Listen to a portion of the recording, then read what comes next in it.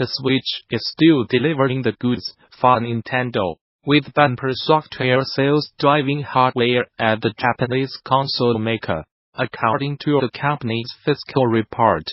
For the 9 months ended December 31st, 2018 net sales rose by 16.4% year-over-year to 997.3 billion yuan, $9.90 billion, while profits increased by 24.9% to 168.8 billion yuan, $1.55 billion, during the same period. Indeed, over the past 9 months, 3 Nintendo Switch titles, Super Mario Party 5, 3 million units, Pokémon Let's Go 10 million units, and Super Smash Bros.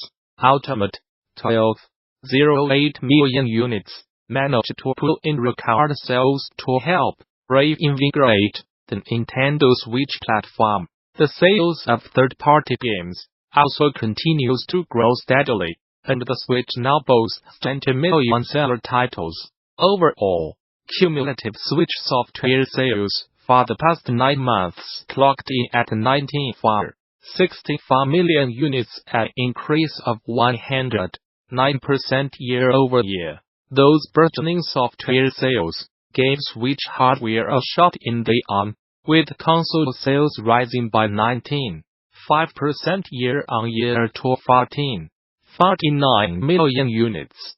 Glancing at Nintendo's digital business, sales of downloadable titles, download-only software, and add-on content also witnessed growth on the Switch, and combined to bring in digital sales of 84.2 billion yuan, $775.5 million, a year-over-year increase of 95.1%. All of the above means lifetime Switch hardware sales now stand at 32.27 million units, while lifetime Switch software sales have reached 163.61 million units. Moving on to the 3DS, the veteran handheld saw hardware sales fall by 65% to 31 million units, while software sales also doubled by 64.5% to 11.08 million units. Over on the mobile front, Nintendo's smart device-related income rose by 14.7% year-on-year to 33.3 billion yuan, $306.7 million.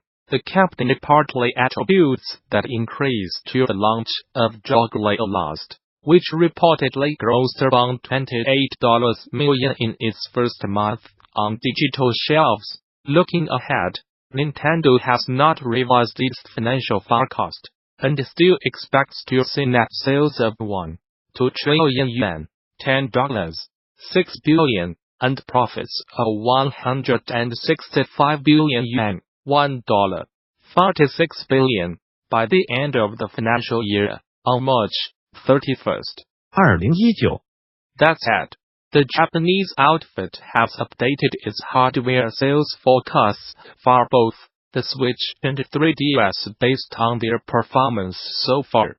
The company previously expected Switch hardware sales to hit 20 million units by the end of the fiscal year, but has now lowered that total to 17 million units. It has also reduced its full-year 3DS hardware forecast down to 6 million units from 4 million units. Video Game Geek's weekly newsletter from video game industry watcher Simon Carlos, DD, Gamasutra Code Runner, rounding up the best long-read standout articles videos about games every weekend. This week's highlights include a multitude of best-of lists of the top games of the year from the individual through group roundups to individual highlights, and there's also pieces on the current, the Outer Worlds Atlas, and classic Next History, the quarter century of digital extremes, among others. Happy holidays to you and yours. By the way, hope you are having a wonderful one with a little time off to click on links about video games. Until next time, Simon, Curator. 5 trends that defined the game industry in 2018. Chris Kraft Gamasutra article. The year 2018 lasted approximately 13 years. From studio closures to the Fortnite phenomenon. Here are the trends that defined the game industry in the longest year in the history of humankind. Simon, just note, also the 5 events that rocked the game industry in 2018. Staying with power, 35 years of NES History Museum Tour. Kelsey, look annual tour video, helping plan and curate the museum at the Portland Retro Gaming Expo, was one of my favorite things I have done this year. This video is the guided tour that we never quite got to give, with lots of history and extra information. I'd also included a bit about our planning process and challenges we faced at the end, if that sort of thing interests you. Simon, as note, masterminded by the Video Game History Foundation's Frank Cifaldi, Kelsey, and many others besides. This was an amazing pop-up museum exhibit. The creators of the Outer Worlds are learning to make better RPGs. Wes Fenlon, PC Gamer article. I recently visited Obsidian Entertainment to see the studio's new RPG The Outer Worlds, which I called a blend of Firefly and Fallout. You can read a lot more about The Outer Worlds in my feature.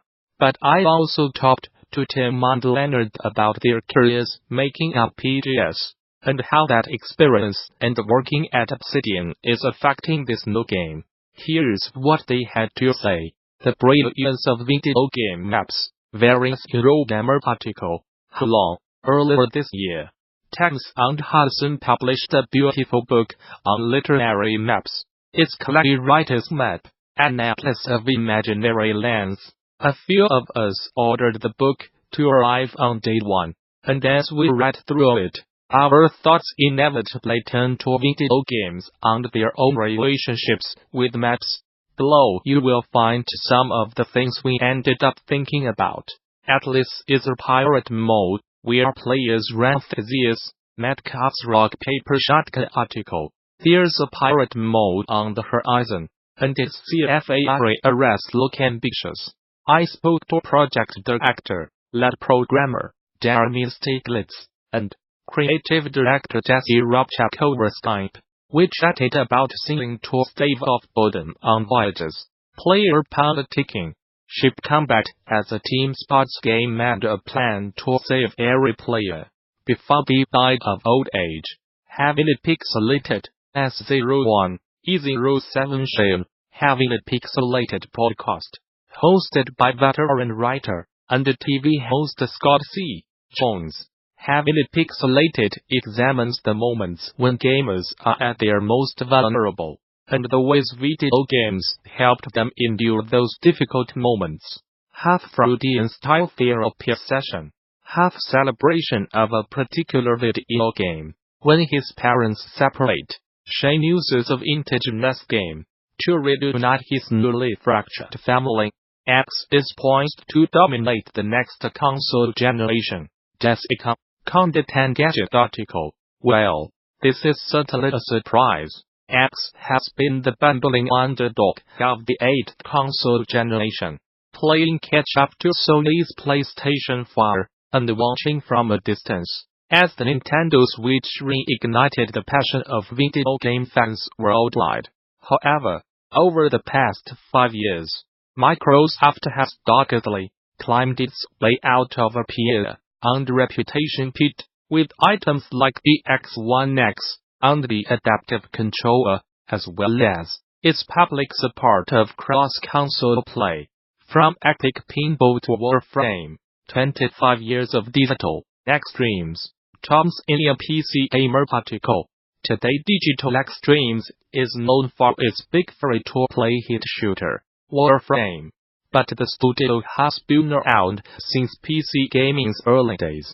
Founder James Schmaltz started out learning coding tidbits from magazines before working alongside epic luminaries, Tim Sweeney and Mark Rain. That story is one of a studio that has fought hard for the opportunity to create its own property in an industry that's often tough on mid-sized independent developers trying to break out. The 15 best video games of 2018, and released The Verge article. It's hard to top a year like 2017, but this year was also surprisingly strong, offering up an incredibly varied mix of interactive experiences. There are the blockbusters, of course, like the freewheeling Spider-Man on the meticulously detailed Red Dead Redemption 2. But 2018 was also a fantastic year for smaller games.